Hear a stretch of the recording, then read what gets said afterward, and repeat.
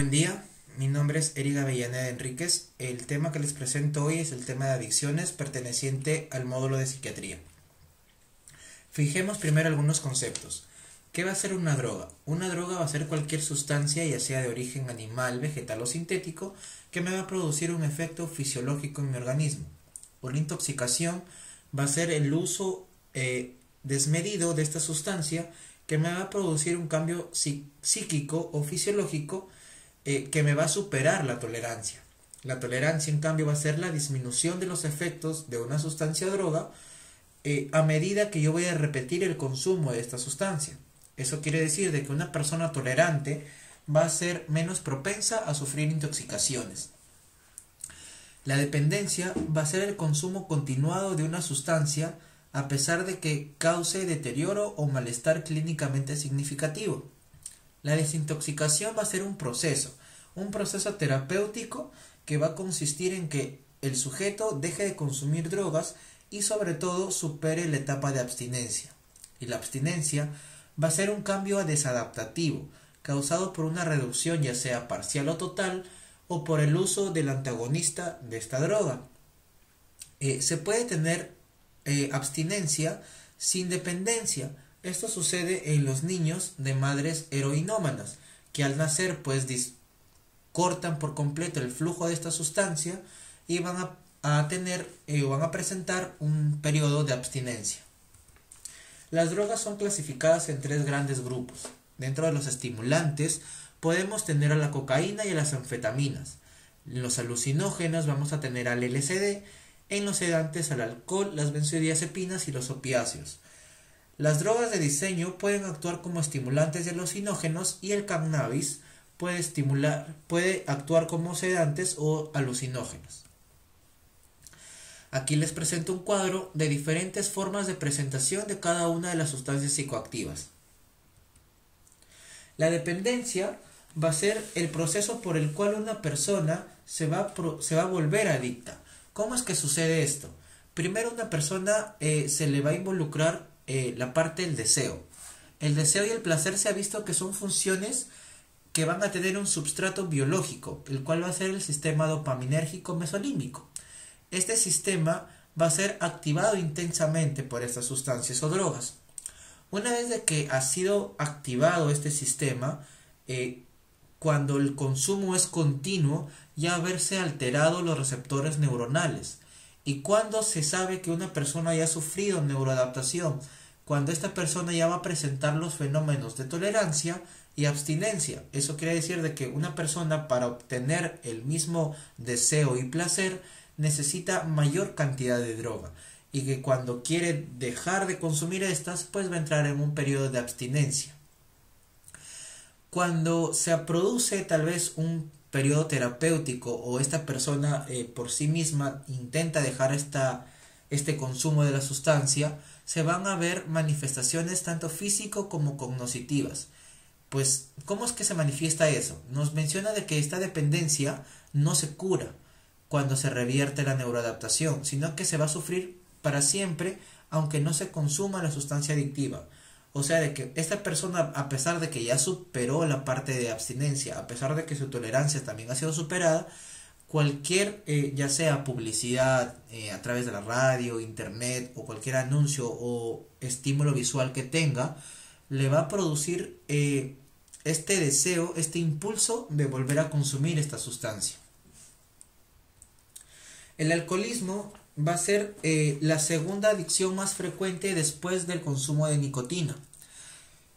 Me va a definir la Sociedad Americana de Medicina como una enfermedad primaria y crónica cuyo desarrollo influye factores biológicos, psicosociales y ambientales. Va a ser una enfermedad de frecuente evolución, una enfermedad con frecuente evolución fatal, y se va a caracterizar por un déficit del control sobre el consumo del alcohol, con síntomas de abstinencia, el consumo de alcohol a pesar de efectos adversos, y sobre todo va a verse la parte de minimización o negación de la ingesta. Eso quiere decir de que una persona adicta al alcohol suele negar su problema. Es allí que este proceso de cura o de tratamiento de desintoxicación alcohólica se empieza con la aceptación de que esta persona sufre un problema de alcoholismo, ¿no? Estos síntomas pueden ser continuos o ya sea periódicos. El alcoholismo no solamente va a ser definido por un concepto propiamente dicho, ¿no? Sino que también se ha clasificado. Se ha clasificado según la forma de beber, se ha clasificado según la forma de vincularse al alcohol y se ha clasificado también si que existe o no enfermedad psiquiátrica previa. Según la forma de beber se ha clasificado pues en un bebedor abstémico, un bebedor continuo, un bebedor social, un bebedor crónico. Según la forma de vincularse al alcohol, hay algunas personas que ya viven prácticamente alcoholizadas, que todo el día se les encuentra ebrios. Y según la existencia o no de una enfermedad psiquiátrica previa, se encuentra la tipología de Cloninger, que se les presenta a continuación. El cual aquí nos presentan dos tipos. El tipo 1 va a ser caracterizado por un comienzo tardío de los problemas relacionados, sobre todo que van a ser mayores de 25 años. No existe aquí un predominio según el sexo y no tiene dificultad para la abstinencia de la primera copa. Los episodios de pérdida del control al beber no van a ser frecuentes.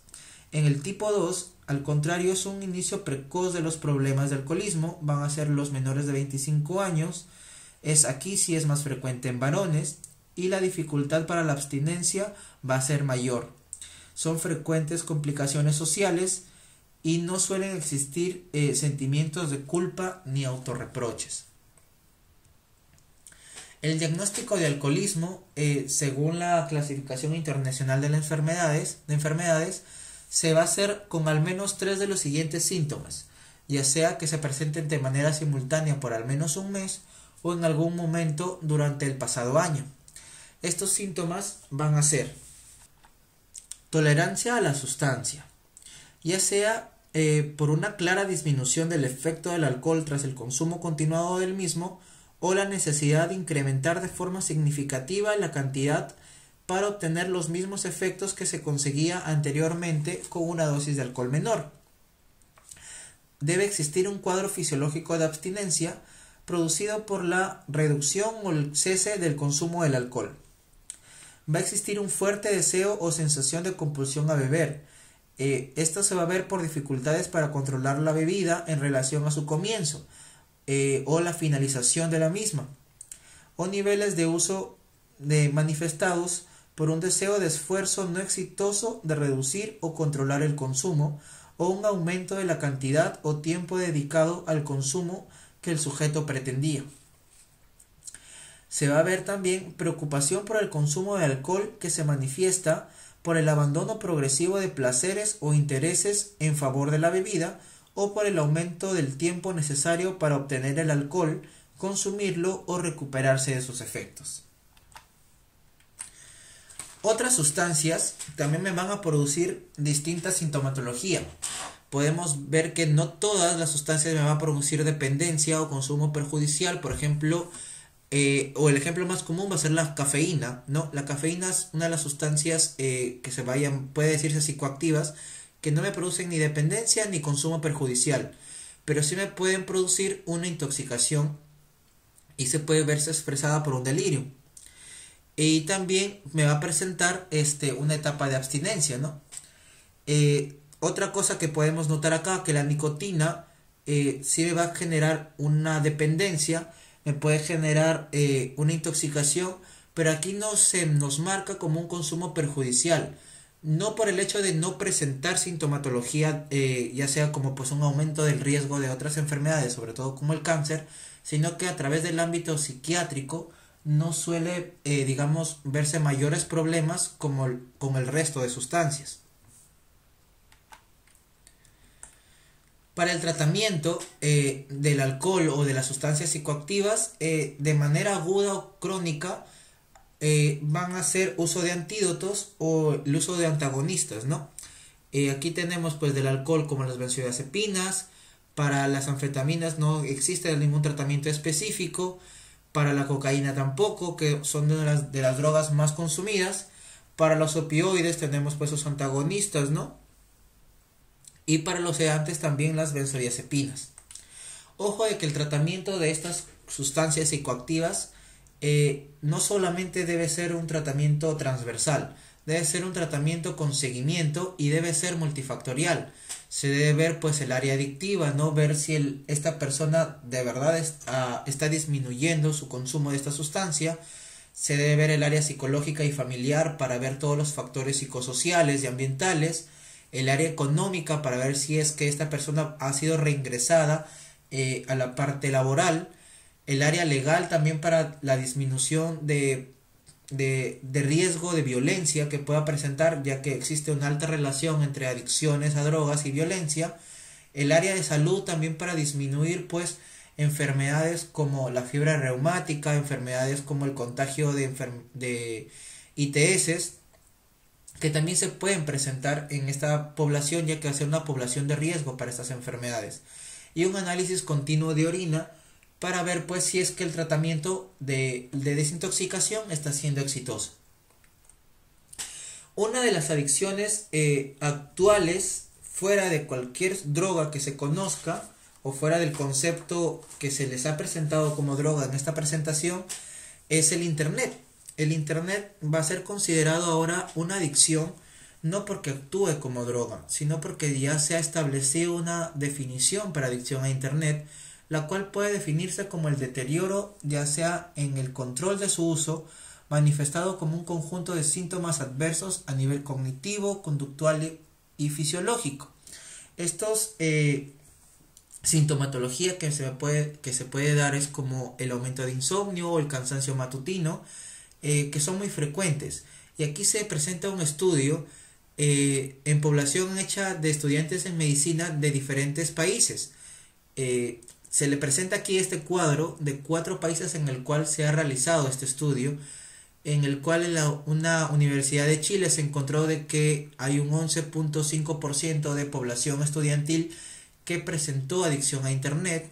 En un centro de Perú, el 31,2% de estudiantes presentaron adicción a Internet, y las diferentes sintomatologías que causó esta adicción, ¿no?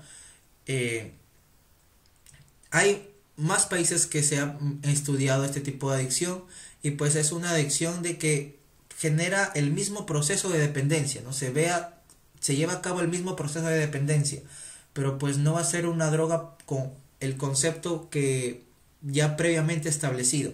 Pero eso no quiere decir de que no me genere pues esta dependencia y que no me genere estos trastornos, ya sean psíquicos o fisiológicos, esto del proceso de que una persona tenga adicción al Internet. Se presenta aquí algunas preguntas. Nos presenta aquí un caso de un hombre de 28 años que es traído a urgencias un sábado en la madrugada en un estado de agitación psicomotriz con ideas delirantes. Su acompañante refiere a abuso previo por parte del paciente de cocaína. ¿Qué signo o síntoma no esperaría encontrar? Entonces, a la cocaína la tenemos como una droga estimulante. Eso quiere decir de que sobre todo va a estimular la parte simpática. Es por eso llamado coloquialmente la parte del subidón. Entonces, si mi sistema simpático va a estar activado, obviamente que yo voy a tener taquicardia, voy a tener midriasis, diaforesis, incluso dolor torácico por estas agitaciones o esta sensación de huida que yo pueda encontrar. Pero en cuanto a la temperatura, lo que yo voy a tener va a ser aumento de la temperatura, no disminución de la misma. Por lo tanto, aquí la respuesta va a ser hipotermia. Y la respuesta correcta sería hipertermia. Las alucinosis son esencialmente típicas de... Entonces, una de las intoxicaciones más frecuentes es la intoxicación alcohólica. Y estas es típicas, pues, presentar alucinaciones. Es por eso que existe un apartado llamado alucinosis alcohólica. ¿Qué va a ser la alucinosis alcohólica? No son episodios psicóticos tras una fuerte intoxicación. En algunos casos puede ocurrir sin intoxicación, cuando una persona ya prácticamente vive alcoholizada, ¿no? No hay desorden ni pérdida de conciencia, como sí ocurre en diferentes trastornos psiquiátricos. Aparecen alucinaciones auditivas amenazantes, suele aliviarse después de la suspensión de la ingesta, y tras la remisión se es consciente de lo ocurrido. Esto es un diagnóstico diferencial con la esquizofrenia. Entonces, la alucinosis son esencialmente típicas de el alcoholismo. Muchas gracias, eso ha sido todo.